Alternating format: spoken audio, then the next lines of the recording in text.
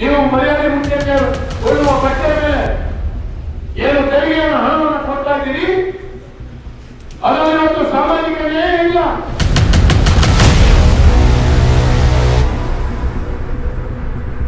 ಯಥಾತತ್ವ ಬೆಲೆಯನ್ನು ಏರಿಸಿರ್ತಕ್ಕಂಥ ನಮ್ಮ SC STಗಳ ಬಗ್ಗೆ ಬಹಳ ಮಾತಾಡ್ತಾರೆ ನಮ್ಮ ಕಾಂಗ್ರೆಸ್.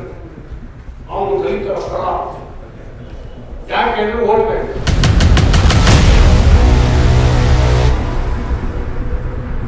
ಗ್ಯಾರಂಟಿ ಕೊಡ್ಲಿಕ್ಕೂ ಹಣ ಇಲ್ಲ, ಅಭಿವೃದ್ಧಿ ಮಾಡ್ಲಿಕ್ಕೂ ಹಣ ಇಲ್ಲ. ಅನಾವಶ್ಯಕವಾಗಿ ಬಜೆಟ್ ಗಾತ್ರವನ್ನ ಜಾಸ್ತಿ ಮಾಡಿರ್ತಾರೆ.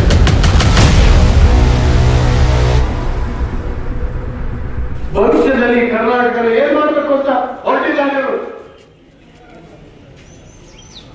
1947 ಗಾಂಧೀಜಿ ಹೇಳಿದ್ರು, ಅಪ್ಪ ದೇಶ ಮಡಿಕಳಿ, ನನ್ನ ದೇಹ ಬೇಕಾದ್ರೆ ತುಂಡು ಮಾಡಿ, ದೇಶ ತುಂಡು ಮಾಡಿ ಅಂತ ತುಂಡು ಮಾಡಬೇಡಿ ಅಂತ ಹೇಳಿದ್ರು. ನೆಹರು ಚಟ ಅರ್ಜೆಂಟ್ ಪ್ರಧಾನಿ ಆಗಬೇಕು, ಫ್ಲಾಗ್ ಹಾರಿಸ್ಕೊಳ್ಬೇಕು. ಆ ಕಡೆ ಪಾಕಿಸ್ತಾನದ ಕಡೆಯಿಂದ ನಮ್ಮ ಜಿನ್ನಾ ಮೊಹಮ್ಮದ್ ಅಲಿ ಜಿನ್ನಾ, ಅವನಿಗೂ ಅರ್ಜೆಂಟ್, ನಾನು ದೇಶದ ಪ್ರಧಾನಿ ಆಗ. ಇವರಿಬ್ಬರು ಚಟಕ್ಕಾಗಿ ದೇಶ ಹೊಡೆದ್ರು. ಯಾವ ಆಧಾರದ ಮೇಲೆ ಹೊಡೆದ್ರು? ಧರ್ಮದ ಆಧಾರದ ಮೇಲೆ ಹೊಡೆದ್ರು. ಮುಸಲ್ಮಾನರು ಹೇಳಿದ್ರು, ನಿಮ್ಮ ದೇಶದಲ್ಲಿನ ಕಾಲ ನಾವು ಪ್ರತ್ಯೇಕವಾಗಿರ್ತೀವಿ.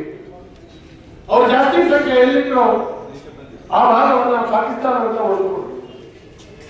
ಇವತ್ತು ನಾವು ಹಿಂದೂಸ್ತಾನ ಹಾಕಬೇಕಾಗಿದೆ. ಇಲ್ಲೆಲ್ಲ ನಮ್ಮನ್ನು ಕೂಡ ಇರೋದೇ ಇದ್ದಾರೆ.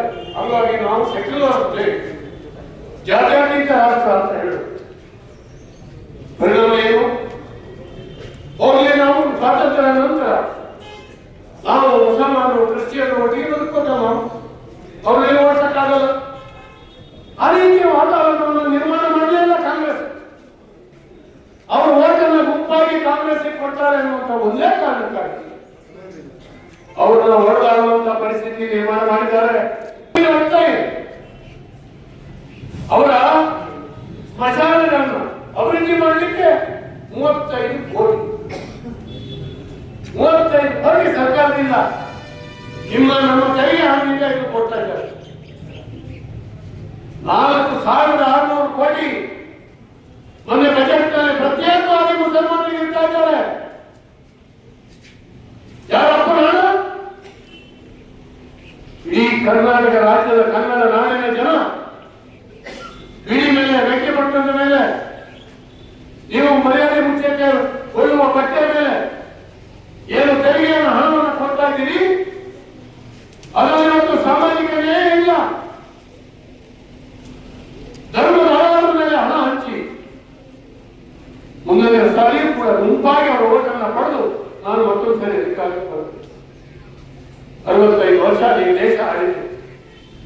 ಹೆಮ್ಮೆಯಿಂದ ಹೇಳಬೇಕಾಗಿತ್ತು, ನಮ್ಮ ಸರ್ಕಾರ ಆಡಳಿತ ಮಾಡಿ ಇಂತಿಂತ ಅಚೀವ್ಮೆಂಟ್ಗಳನ್ನು ಜನಕ್ಕೆ ಮಾಡಿದ್ದಾರೆ.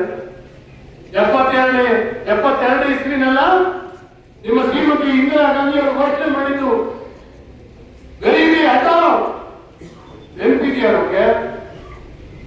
ಅವತ್ತು ಘೋಷಣೆ ಮಾಡುದು. ಈಗ ಹೇಳ್ತಾರೆ ಯಾಕೆ ಗ್ಯಾರಂಟಿಗಳನ್ನು ಕೊಡ್ತೀವಿ ಅಂದ್ರೆ ಬಸ್ಸಿಗೆ ಮುಕ್ತ ಸಮಾಜ ಮಾಡ್ಬೇಕಾಗ್ತದೆ. ಹೊರತನದಿಂದ ಹೊರಗೆ ತರಬೇಕಂತೆ ಜನರನ್ನ, ಅದಕ್ಕಾಗಿ ಗ್ಯಾರಂಟಿಗಳನ್ನು ಕೊಡ್ಬೇಕಂತೆ. ಅಲ್ಲಪ್ಪ, 65 ವರ್ಷ ನೀವು ಬಡತನ ಹೋಗ್ಲಾಡ್ತಿದ್ದಂತ ನೀವು ಈಗ ಸರ್ಕಾರ ಖಜಾನೆಯಿಂದ ತೆಗೆದು ಹಣ ಕೊಟ್ಟು ನಿನಗೂ ಫ್ರೀ, ನನಗೂ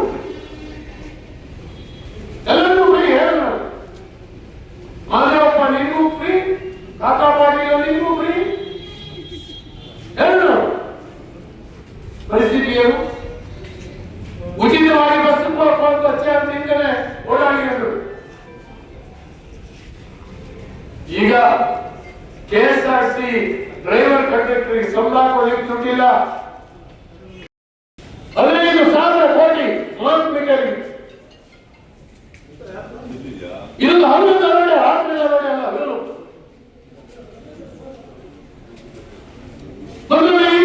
ಅವ್ಯವಹಾರ ಎಷ್ಟು?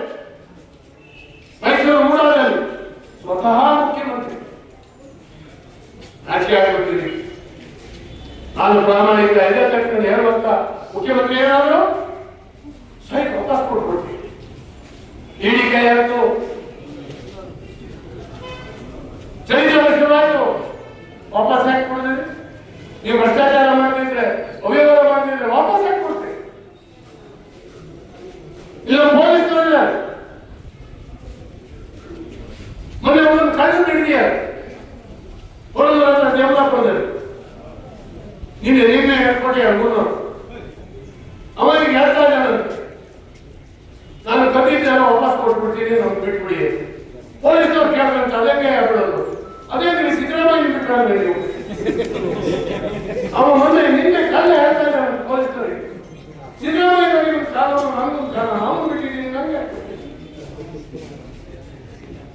ಇವತ್ತಿನ ರಾಜ್ಯದಲ್ಲಿ ಈ ಕತೆ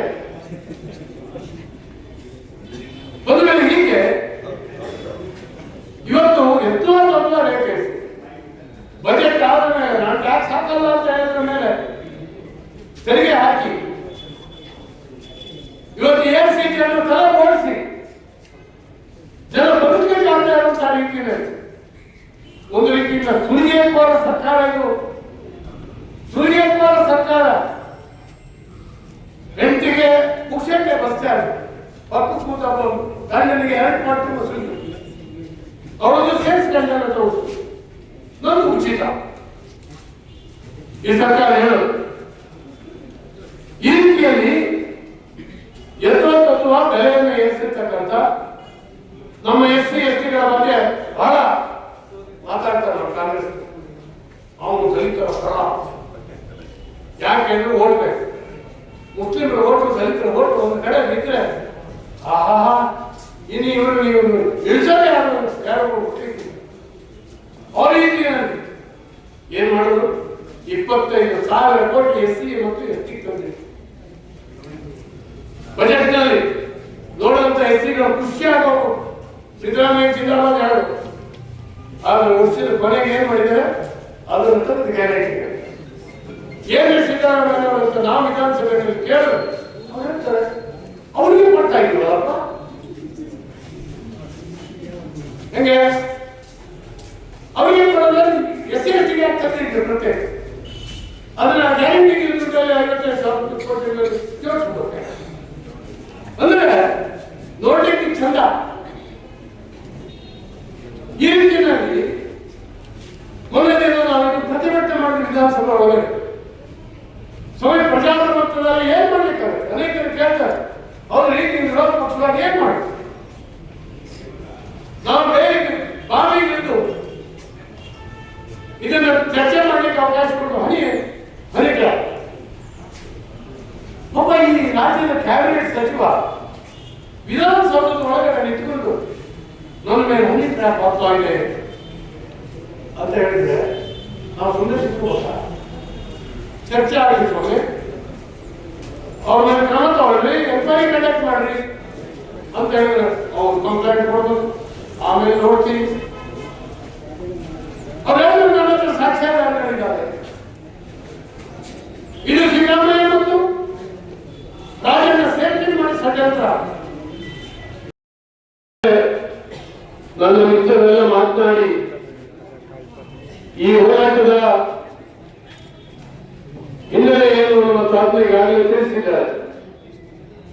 ಒಂದು ನಾಗರಿಕ ಸರ್ಕಾರ ಚುನಾಯಿತರಾಗಿ ಬಂದ ಮೇಲೆ ಜನ ನಮ್ಮ ಬದುಕು ಬದಲಾವಣೆ ಆಗ್ತದೆ ಅಂತ ಹೇಳಿ ಸಹಜವಾಗಿ ನಿರೀಕ್ಷೆ ಮಾಡ್ತಾರೆ. ಕಾಂಗ್ರೆಸ್ ಸರ್ಕಾರ ಬಂದು 2 ವರ್ಷ ಆಯ್ತು.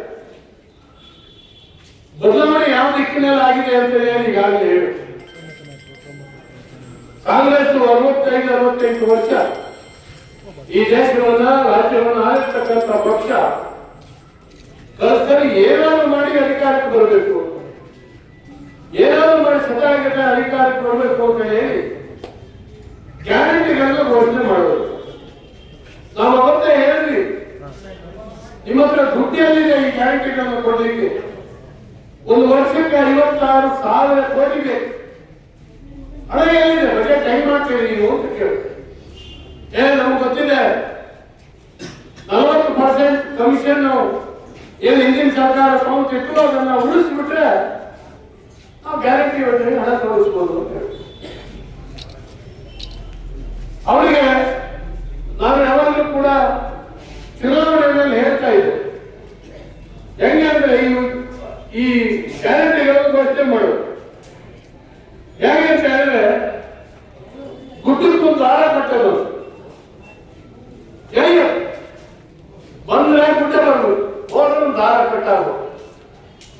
ಈ ರೀತಿಯಲ್ಲಿ ಕಾಂಗ್ರೆಸ್ ಯೋಚನೆ ಮಾಡುದು. ಅವ್ರ ಅದೃಷ್ಟ ಕುಟುಂಬ ಅವ್ರು ಗೆದ್ದು ಬಿಟ್ಟರು ಚುನಾವಣೆಯಲ್ಲಿ. ಈಗ ಆ ಮೇಲೆ ಒತ್ತಾಡ್ತಾ ಇದ್ದಾರೆ. ಗ್ಯಾರಂಟಿ ಕೊಡ್ಲಿಕ್ಕೂ ಹಣ ಇಲ್ಲ, ಅಭಿವೃದ್ಧಿ ಮಾಡ್ಲಿಕ್ಕೂ ಹಣ ಇಲ್ಲ. ಅನಾವಶ್ಯಕವಾಗಿ ಬಜೆಟ್ನ ಗಾತ್ರವನ್ನ ಜಾಸ್ತಿ ಮಾಡಿರ್ತಾ ಇದ್ದಾರೆ. ಕಳೆದ ವರ್ಷ 3 ಲಕ್ಷ ಕೋಟಿ ಬಜೆಟ್ ಇದ್ರೆ ಈ ಸಾರಿ 44,08,000 ಕೋಟಿಗೆ ಎಸ್ಕಿಬಿಟ್ಟಿದೆ ಬಜೆಟ್ ಗಾತ್ರಗಳು. ಯಾಕೆ ಗಾತ್ರ ಜಾಸ್ತಿ ಮಾಡಿರ್ತಾರೆ ಅಂದ್ರೆ ಅವರಿಗೆ ಸಾಲ ತಗೊಳ್ಳಿಕ್ಕೆ ಅವಕಾಶ ಆಗ್ತದೆ. ಸಾಲ ತಗೊಳ್ಳಿಕ್ಕೆ ಅವಕಾಶ. ಈ ಸಾರಿ ನಮ್ಮ ರಾಜ್ಯದಿಂದ 1,16,000 ಕೋಟಿ ರೂಪಾಯಿಗಳನ್ನು ಸಾಲ ತಗೊಳ್ತಾರೆ ಸರ್ಕಾರ. ಮುಂದಿನ ವರ್ಷ ಆದ್ರೂ ಬಡ್ಡಿ ಕಟ್ಟಂಗಿಲ್ಲ, ಕಂತು ಕಟ್ಟಂಗಿಲ್ಲ. ಅದಕ್ಕೆ ಹೋಯ್ತು ಹೋಗಿ ಇಷ್ಟೆಲ್ಲ ಸಾಲ ತಗೊಂಡವ್ರೆ. ಕೇಂದ್ರ ಸರ್ಕಾರ ತಗೊಂಡಿಲ್ಲ ಸಾಲ. ಲೆಕ್ಕಾಚಾರ ನೋಡ್ಬೇಕು. ಇವತ್ತು ಯಾರು ಹೆಗ್ಗಟ್ಟು ಹೋಗ್ತಕ್ಕಂಥವ್ರಿಲ್ಲ. ಕೇಂದ್ರ ಸರ್ಕಾರ ತಗೊಂಡಂತ ಸಾಲಕ್ಕಿಂತ ಹೆಚ್ಚು ಕ್ಯಾಪಿಟಲ್ ಇನ್ವೆಸ್ಟ್ಮೆಂಟ್ಗೆ ಬಂಡವಾಳ ಅಭಿವೃದ್ಧಿ ಕೆಲಸಗಳಿಗೆ ತೋರಿಸ್ತಾ ಇದೆ. ರೈಲ್ವೆ ತೋರಿಸ್ತಾ ಇದೆ, ನೀರಾವರಿಗೆ ತೋರಿಸ್ತಾ ಇದೆ, ವಿದ್ಯುತ್ತಿನ ಮೇಲೆ ತೋರಿಸ್ತಾ ಇದೆ, ರೈಲ್ವೆ ನಿಲ್ದಾಣಗಳು, ವಿಮಾನ ನಿಲ್ದಾಣಗಳು, ಬಂದರುಗಳು, ನ್ಯಾಷನಲ್ ಹೈವೇ ಶಾಶ್ವತವಾದಂತಹ ಕಾರ್ಯಕ್ಕೆ, ಅಭಿವೃದ್ಧಿ ಕಾರ್ಯಕ್ಕೆ ತೋರಿಸ್ತಾರೆ. ಒಂದು 5 ವರ್ಷದಲ್ಲಿ ಹಣ ವಾಪಸ್ ಬರ್ತದೆ. ಇದು ಸಿಂಪಲ್ ಅರ್ಥಶಾಸ್ತ್ರ ಇದೆ.